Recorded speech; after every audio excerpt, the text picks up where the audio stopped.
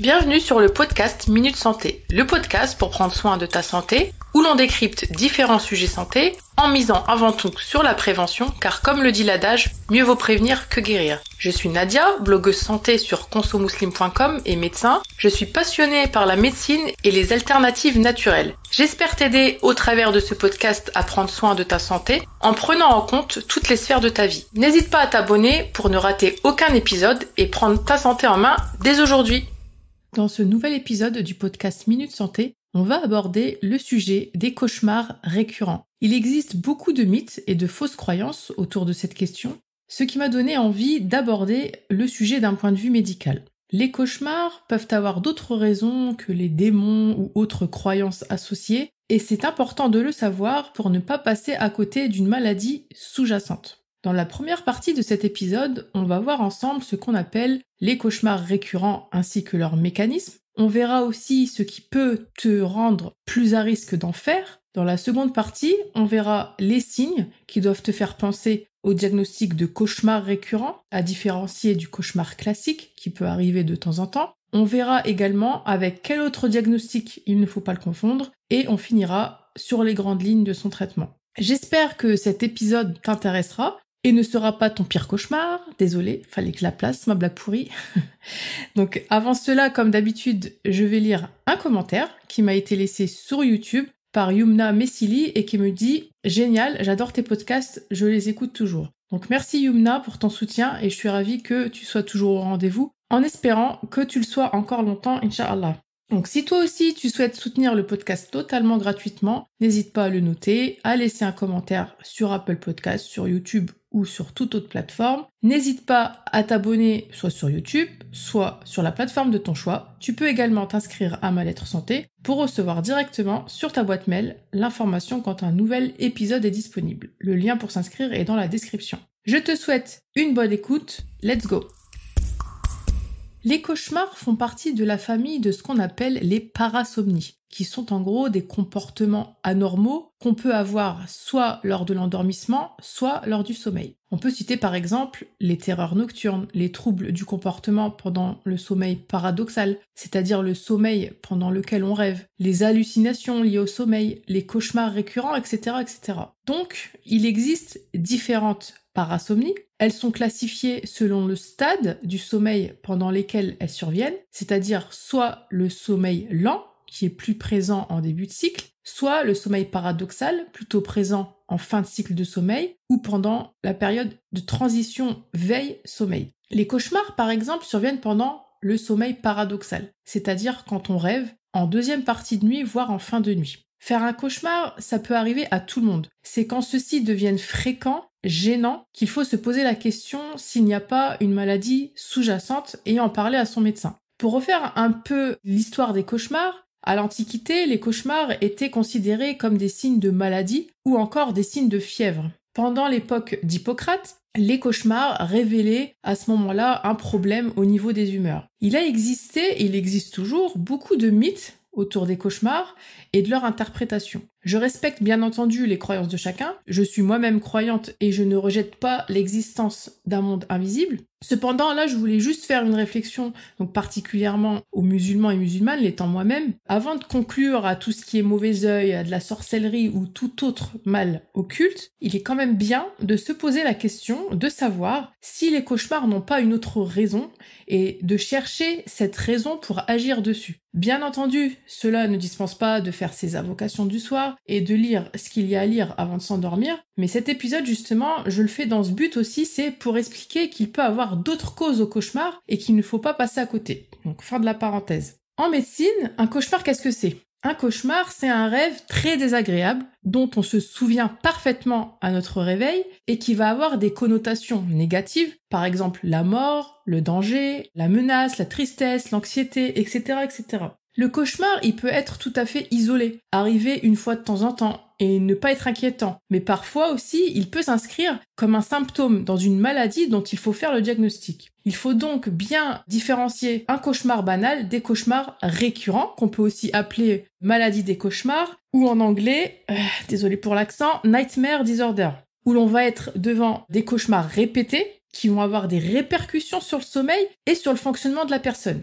Donc, les cauchemars récurrents, ça reste quand même un diagnostic sous-estimé. Malgré la souffrance que ça peut occasionner, ce diagnostic, il est sous-estimé soit par un manque de repérage par les soignants, soit parce que les gens concernés ne pensent même pas en parler à leur médecin, ou n'osent pas en parler aussi pour X raisons. Les cauchemars que l'on peut qualifier de banals sont pas si rares que ça. Par exemple, on a environ 2/3 des enfants entre 3 et 6 ans qui en ont déjà fait l'expérience au moins une fois. 2 à 6% des adultes les considèrent comme gênants.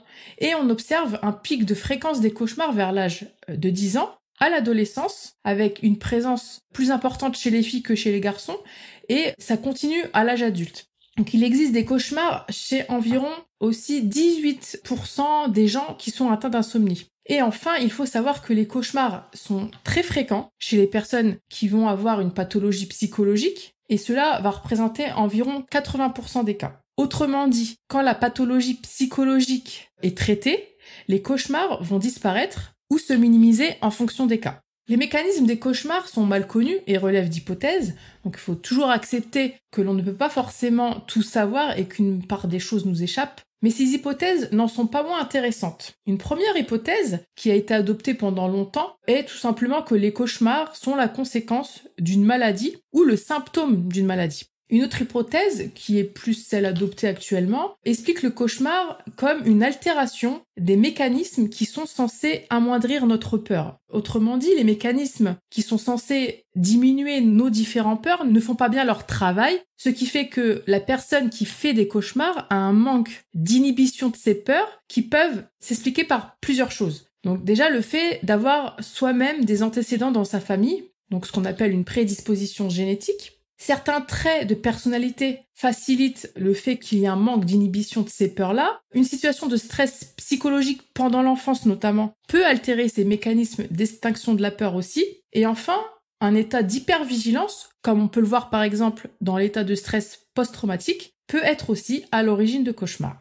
Il existe plusieurs facteurs de risque qui font, comme son nom l'indique, que certaines personnes vont être plus à risque de faire des cauchemars. Donc il y a différents troubles psychologiques ou psychiatriques qui peuvent rendre plus fréquents les cauchemars. On peut citer par exemple l'anxiété chronique, dont j'ai déjà consacré un épisode, je vous mettrai les liens en description. Certains troubles de la personnalité, les troubles de l'humeur, comme la dépression par exemple, dont j'ai également consacré le premier épisode du podcast. Les troubles qu'on appelle psychotiques, et qui sont, pour faire très très simple, des troubles qui affectent le cerveau d'une façon très sévère, et ce qui va amener, par exemple, la personne à pouvoir avoir des hallucinations, ou à ce qu'elle croit que quelqu'un lui modifie ses pensées, etc., etc. Bon là, je vous ai fait un peu la caricature. Il y a aussi, comme facteur de risque, le trouble de stress post-traumatique, comme je l'ai dit tout à l'heure, dans un contexte de traumatisme psychologique. Tout ça, ce sont des facteurs de risque. Le stress chronique peut également occasionner des cauchemars. Là, ça va plutôt être sur la thématique qui stresse la personne. Donc, par exemple, si la personne a un stress chronique dû au travail, va faire des cauchemars sur la thématique de son travail. Donc, petite parenthèse, si tu souhaites mieux gérer ton stress, tu peux rejoindre le programme en ligne Destress qui va t'aider à créer ta routine anti-stress étape par étape. Pour plus d'infos, tu peux te rendre sur www.consomuslim/destress. Je mettrai également le lien en description.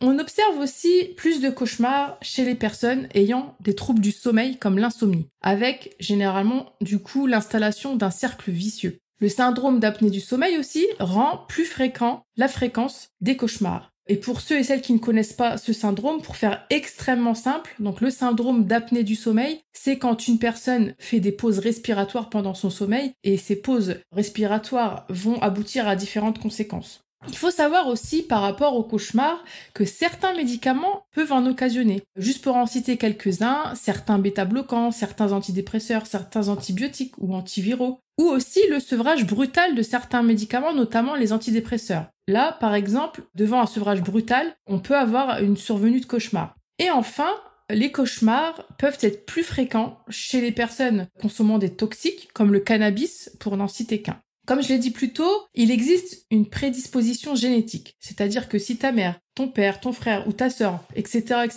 présente ce problème de cauchemar récurrent, tu as plus de risques d'en faire toi aussi. D'ailleurs, les cauchemars sont très souvent associés à d'autres parasomnies. Pour n'en citer qu'une, la somniloquie. Qu'est-ce que c'est la somniloquie? C'est le fait, tout simplement de parler pendant son sommeil. Alors maintenant qu'on a vu en quoi consiste un cauchemar médicalement parlant, ces mécanismes et les facteurs de risque, on va voir ensemble comment on peut faire le diagnostic, avec quoi il ne faut pas le confondre, et comment sont pris en charge les cauchemars dits récurrents.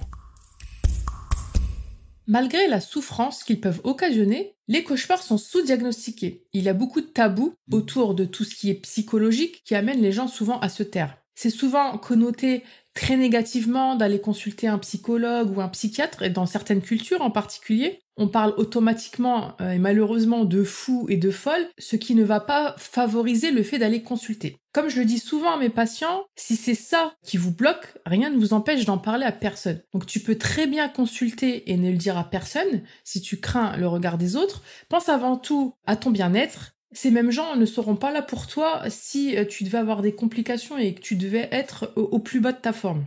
Le diagnostic des cauchemars récurrents, il se fait principalement à l'anamnèse, donc c'est-à-dire à l'interrogatoire du patient, mais aussi par la clinique. Il y a 3 grands critères diagnostiques qui doivent faire penser au diagnostic de cauchemar récurrent. Premièrement, le fait que les cauchemars soient répétés. Donc un cauchemar isolé ne peut pas aboutir à ce diagnostic. En plus d'être répété, le souvenir du cauchemar doit être très clair au réveil et il survient la plupart du temps en deuxième partie de nuit. Et les contenus de ces cauchemars, ils sont en général liés, comme on a pu l'aborder tout à l'heure rapidement, à une menace. C'est-à-dire que pendant le cauchemar, la personne ressent une menace soit pour sa vie, soit pour sa sécurité, soit pour son intégrité physique, etc., etc., etc. Le thème du danger ou de la peur, il est forcément présent. Ce sont souvent d'ailleurs les mêmes thématiques qui ressortent lors des cauchemars, à savoir des agressions physiques ou sexuelles, des poursuites, la présence de forces maléfiques surnaturelles, des animaux menaçants, ou encore des situations d'échec, d'impuissance, des accidents, des catastrophes naturelles, etc., etc. Donc ça, c'est le premier critère diagnostique. Deuxièmement, lorsque la personne se réveille, elle est tout de suite orientée et alerte. On verra plus tard pourquoi ce critère est important quand on va parler des autres parasomnies avec lesquelles il ne faut pas confondre les cauchemars. Ensuite, troisième grand critère, ces cauchemars, ils sont très mal vécus par la personne qui en souffre et du coup, ça lui entraîne une souffrance très importante avec des conséquences très importantes également sur son fonctionnement, sur son sommeil, sur ses relations sociales, professionnelles, etc., etc.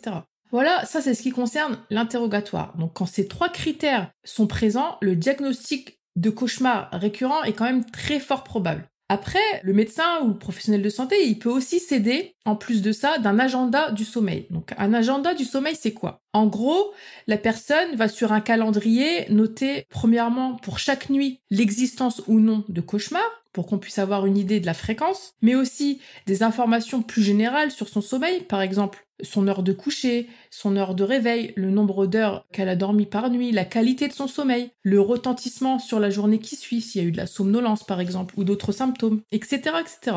Autant d'informations qui permettront de confirmer le diagnostic tout simplement. Dans tous les cas, quand le diagnostic de cauchemar récurrent est retenu, il est toujours essentiel que le soignant qui s'occupera de toi recherche l'existence déjà d'un syndrome d'apnée du sommeil, qui pourrait expliquer les cauchemars, ou l'existence d'un événement traumatisant, récent ou pas d'ailleurs, qui pourrait révéler un état de stress post-traumatique et expliquer par là même les cauchemars. Donc avec quoi il ne faut pas confondre les cauchemars récurrents. Comme je l'ai évoqué en début d'épisode, il y a d'autres parasomnies qui sont souvent associées à des cauchemars. J'avais cité par exemple les terreurs nocturnes. Les terreurs nocturnes, elles sont différentes des cauchemars. Elles consistent en un trouble du réveil, mais pendant la phase de sommeil lent, profond, donc plutôt en début de nuit. Rappelle-toi, on avait dit que les cauchemars concernaient le sommeil paradoxal, donc période des rêves, plutôt en fin de nuit. Donc les terreurs nocturnes, c'est quand la personne va se redresser brutalement dans son lit en criant, généralement un cri strident, et en ayant des manifestations de peur, comme une respiration accélérée, des sueurs, etc., etc.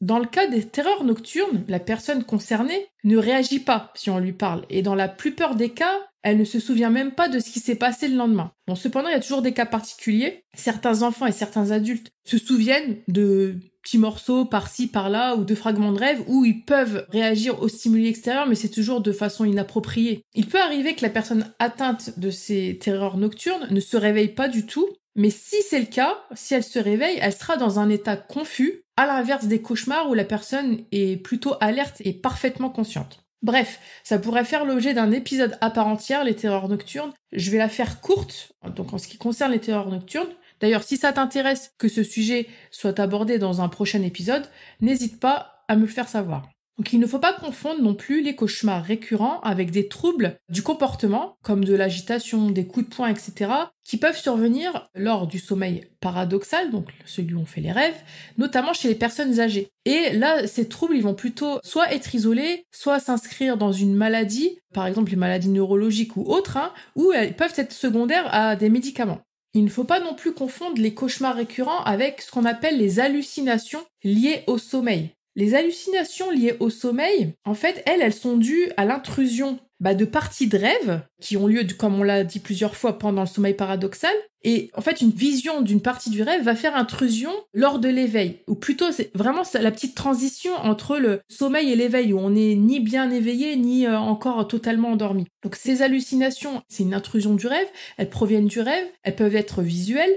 Donc continuer à voir quelque chose qu'on a vu dans le rêve mais dans la réalité. Ça peut être des hallucinations auditives, on peut aussi ressentir des hallucinations kinesthésiques. Donc pour faire simple, on peut aussi ressentir le fait que quelqu'un nous touche. C'est très fréquent chez les jeunes et ça peut être isolé ou être secondaire à une maladie neurologique par exemple ou à des troubles ophtalmos. Une autre parasomnie avec laquelle il ne faut pas confondre les cauchemars récurrents, c'est ce qu'on appelle la paralysie du sommeil. Qu'est-ce que c'est la paralysie du sommeil? C'est quand la personne, elle peut pas bouger, tout simplement, du fait de la persistance de l'endormissement de ses muscles. Cet endormissement des muscles, en fait, il est naturellement présent lors du sommeil paradoxal et on appelle ça, en termes plus scientifiques, atonie musculaire. Et enfin, les crises de panique nocturnes peuvent être confondues aux cauchemars récurrents, alors qu'en fait, les crises de panique, généralement, elles surviennent plutôt dans le premier tiers de la nuit, contrairement aux cauchemars, et ces crises, elles sont très souvent accompagnées de signes importants de peur de mourir, de sueur, de cœur qui bat vite, de respiration accélérée, etc., etc.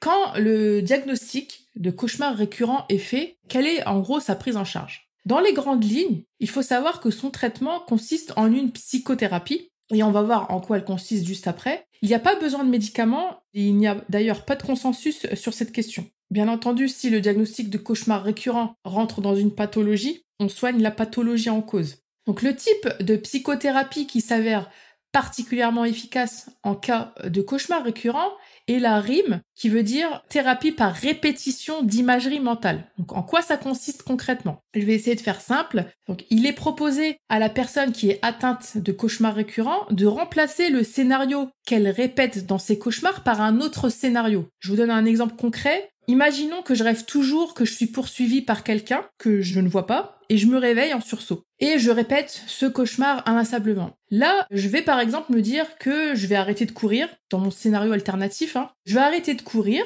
et essayer d'apercevoir qui me court après. Bon, finalement, je me rends compte que c'est quelqu'un qui a ramassé mon téléphone portable, que je venais de perdre, et qui voulait juste me le rendre. Bon, j'ai pris un exemple un peu bateau, mais c'est la première chose qui m'est venue à l'esprit, et c'est pour que vraiment ça soit plus parlant. Du coup, qu'est-ce que je vais faire avec ce scénario alternatif? Je vais devoir faire ce travail d'imagerie mentale, donc avec ce nouveau scénario, qui n'est pas du tout menaçant, on vient de le voir, mais cela, je vais le faire de façon répétée et pendant la journée. Donc cette psychothérapie, elle permet sur le long terme, voire le moyen terme, de diminuer la détresse qui est secondaire à ces cauchemars, de diminuer leur fréquence aussi, et dans le cadre d'un état de stress post-traumatique, cela peut également permettre de diminuer les symptômes. Bon, cette méthode de RIM, c'est celle qui est la plus efficace, et la plus efficace sur le long terme.